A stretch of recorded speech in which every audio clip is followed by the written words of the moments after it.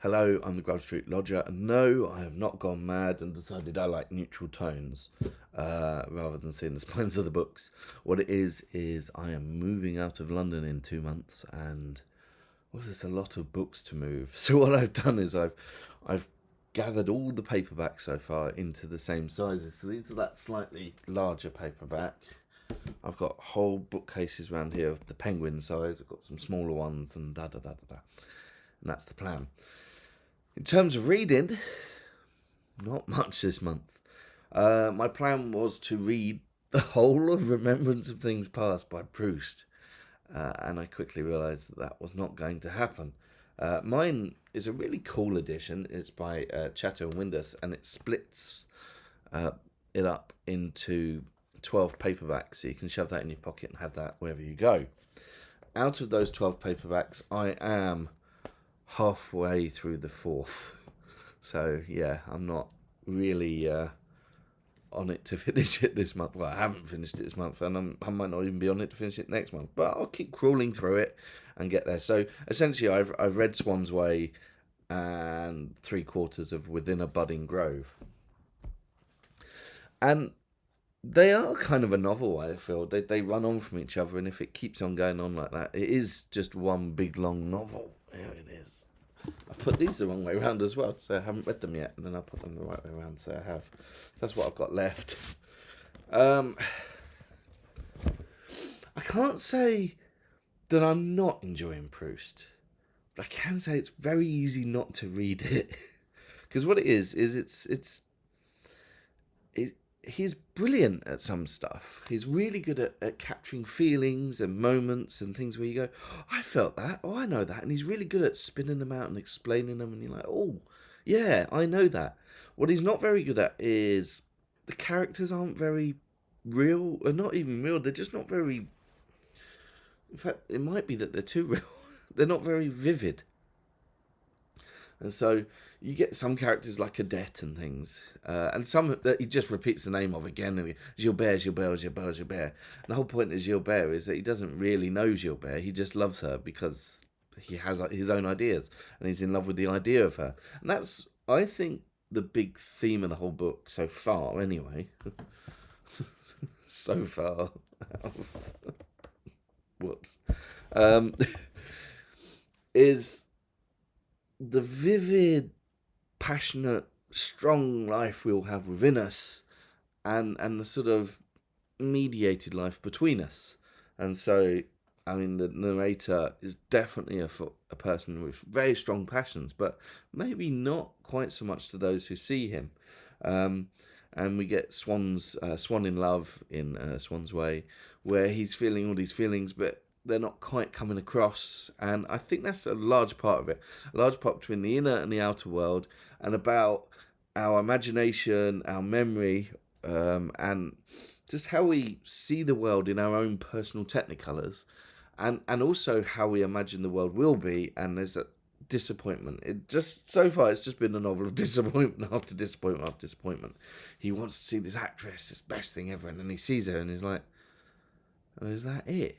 And he needs to then go to like reviews and things to get a notion of, oh yeah, that's what she was doing good, and then create in his memory this sort of mix between what really happened, that he thought, is that it, and what he would like to have happened, that it was the best thing ever. And he kind of creates a synthesis of that as his memory, and that is what solidifies into the memory. And that's as sort of as the book goes on, it's doing that a lot. It starts wonderfully. It starts with its description of when you're half asleep in a room and you wake up in a bed, and the walls of the room change, and the whole room changes shape as your memory is flickering through all the different bedrooms you've slept in. And you're like, am I in this one? Am I in this one? Is this one near the wall? Is this one, in a tiny room, in a big room with the window up there? And the room changes shape as you sort of tick, tick, tick, tick, tick, tick, tick. That's where I am, and that's who I am. And he does that a lot.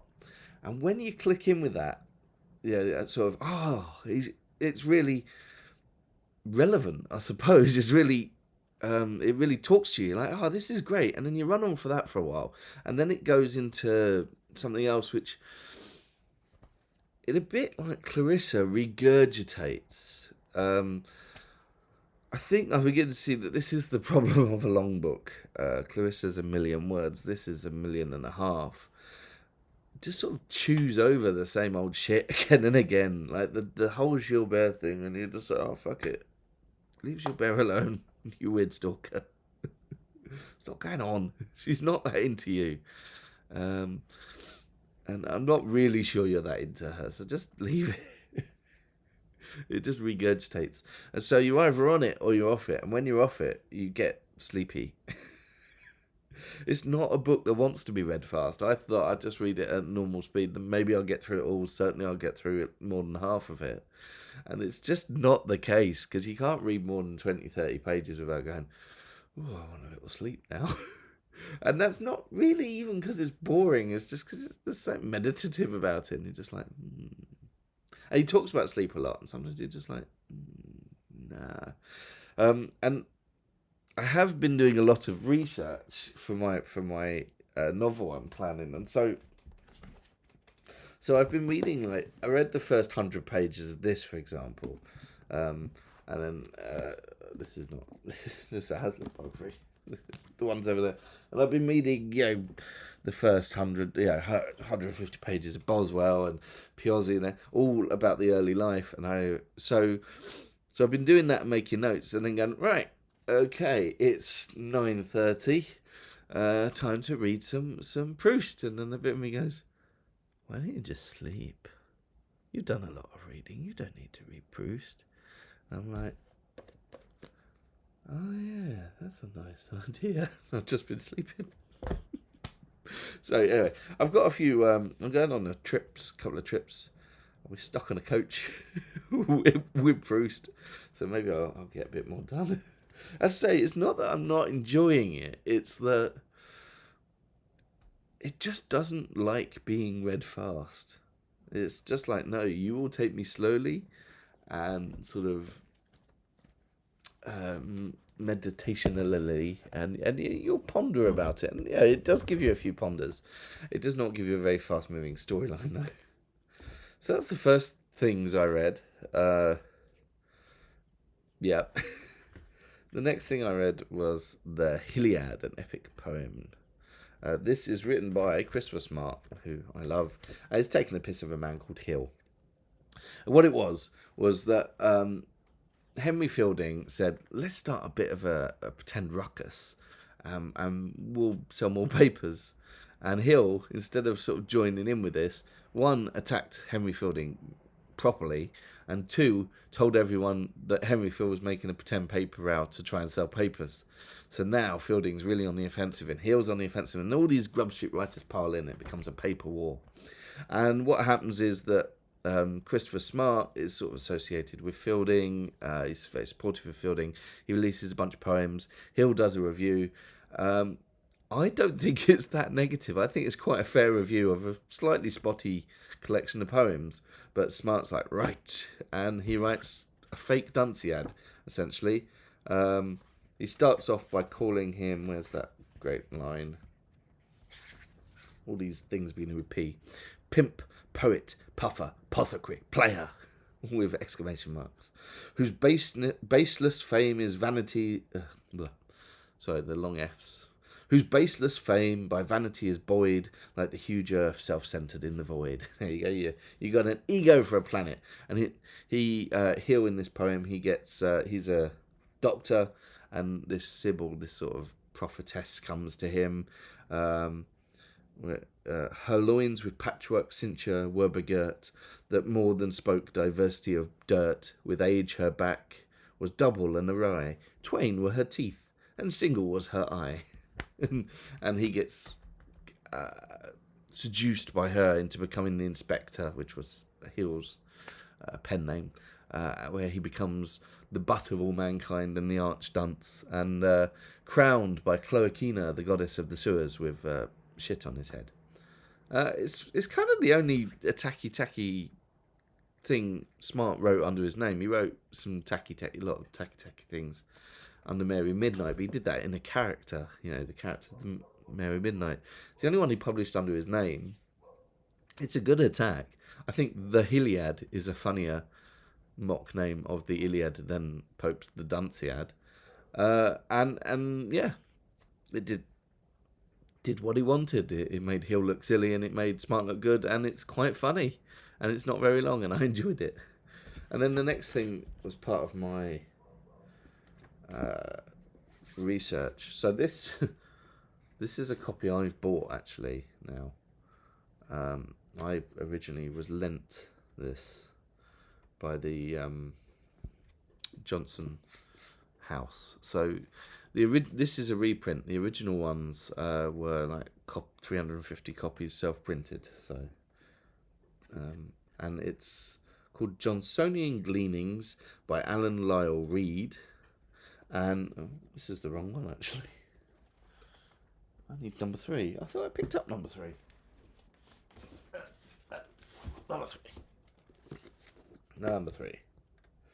And it's The Doctor's Boyhood, and it's the geekiest thing you could ever read. It's essentially he's a genealogist amongst other things, and when he was researching his own family, he found a very, very spurious connection to Johnson, and this has now led him to write about Johnson, and he just digs and delves and finds all the little bits that other people didn't have. So if you read a Boswell or a sort of Victorian biography of Johnson, they're all based on Boswell. Biographies are funny things, actually. There's very little research done in a biography. It's just a repackaging. What this does is find new things. And so the ones after this come out are a lot more detailed about his childhood and about elements of his private life, because that's what this finds out. And he finds out, for example, that Michael was related to some swanky people and just never really admitted it. And it finds out all little details about who lived where and who was related to who. And, there's a little bit about when Samuel Johnson got the smallpox, his dad was selling books in Chester. And just tiny little things that have really helped cement the characters of Michael, Samuel, Sarah Johnson, and a bit Nathaniel. He found that the letter, actually, the only bit of voice we have from Nathaniel is a letter from him, and he found that. Yeah, so he's like a little detective that published it amongst a few geeks, and then these become a big influence of young Samuel Johnson, the book that I read last month, and then that becomes basically the first few chapters of every modern Johnson biography. So, yeah, very good. And that's all I read, and I blame Proust for that. So I went to review 3 things. One thing was called Puddles' Pity Party. I don't have a book for that. It was a 6-foot-something clown who shook her hand as we entered the door, and who sings sad songs in a very nice voice. You might have heard of him. He was viral, apparently. He went on America's Got Talent. I had never heard of it. I was just like, hey, there's a show where I can go see they said he was 7 foot. He wasn't. But where I can go see a very tall clown singing sad songs with a pretty voice. And I did, and it was good, and I enjoyed it. Though I didn't know as many of the songs as I was hoping. Really, my musical knowledge after about 2005 is terrible. Like, he sings a Billie Eilish, and I don't know it, or this, that, and I don't know. So, but it was really good. I enjoyed it. It was very good. The next thing I went to see was Company Wayne McGregor. I don't know why it says Company Wayne McGregor rather than Wayne McGregor's Company. I went to see Universe: A Dark Crystal Odyssey. Big fan of A Dark Crystal. Love the film. So it was a ballet, and I just wanted to see some dancing skeksis, and there were no dancing skeksis. There was someone in a sort of skeksy mask at one point. It had very, very little to do with Dark Crystal, except. Nah, I mean, there was some nod about mystics and skeksis joining together, but that's the end of the Dark Crystal. This still had another 15 minutes to go, so... And also, it didn't use any of the music. I mean, one of these days, I'm going to go see a ballet where they dance to music. Every ballet I see, they just dance to bloop, bloop, ooh, ooh,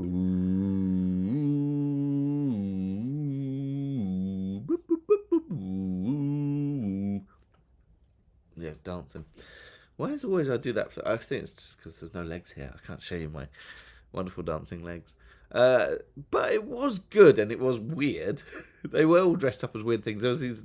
I called it the Dance of the Happy Polyps because they were dressed up like these sort of pustules. There was some mummies. There was a John Barleycorn. There was all sorts of fun stuff.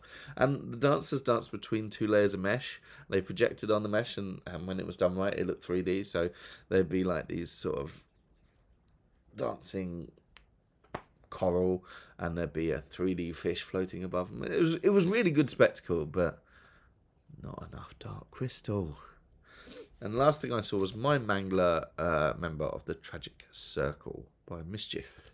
Now, I thought this was a different company. So there's this company who are mainly made up of people that work in like the London dungeons and the Shrek experience. You know, they're actors who haven't quite got on stage. And they put on daft comedies. They did one called Guy Fawkes It Up. They did one called The Defective Inspector. And they're not always great, but I've got a fondness for them because these are people who, if it had been 20 years ago, would probably been picked up and put on telly. And, you know, yeah, they're about as good as people like Simon Pegg were when Simon Pegg was doing that kind of thing. And maybe even better, because I've seen some of that Simon Pegg stage stuff and some of those early shows like Asylum, and it's terrible. And, you know, they're okay. And if they were given the time and money to develop, they could become very good and maybe even like national, you know, stars. But time being such as it is, you now need rich parents to get on in the arts. There is no way anybody's going to support anybody, and they're just going to keep doing these little plays.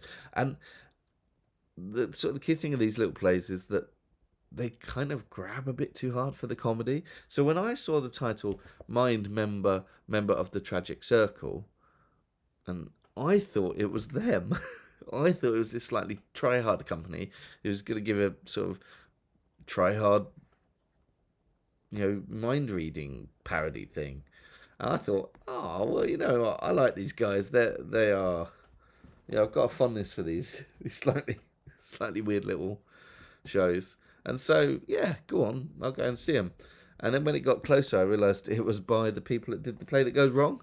I was like, oh, actually, they've got a lot of budget and a lot of, you know, clout, really. It was at the Apollo Theatre.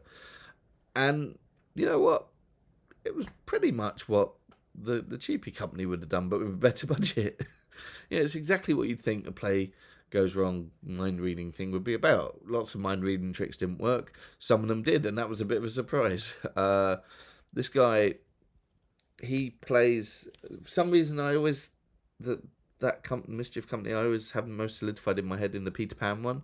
So he played Smee in that, in which he's sort of like the blowhard actor who thinks he's the best actor, and now he's just the blowhard mentalist. And then this guy, mirror.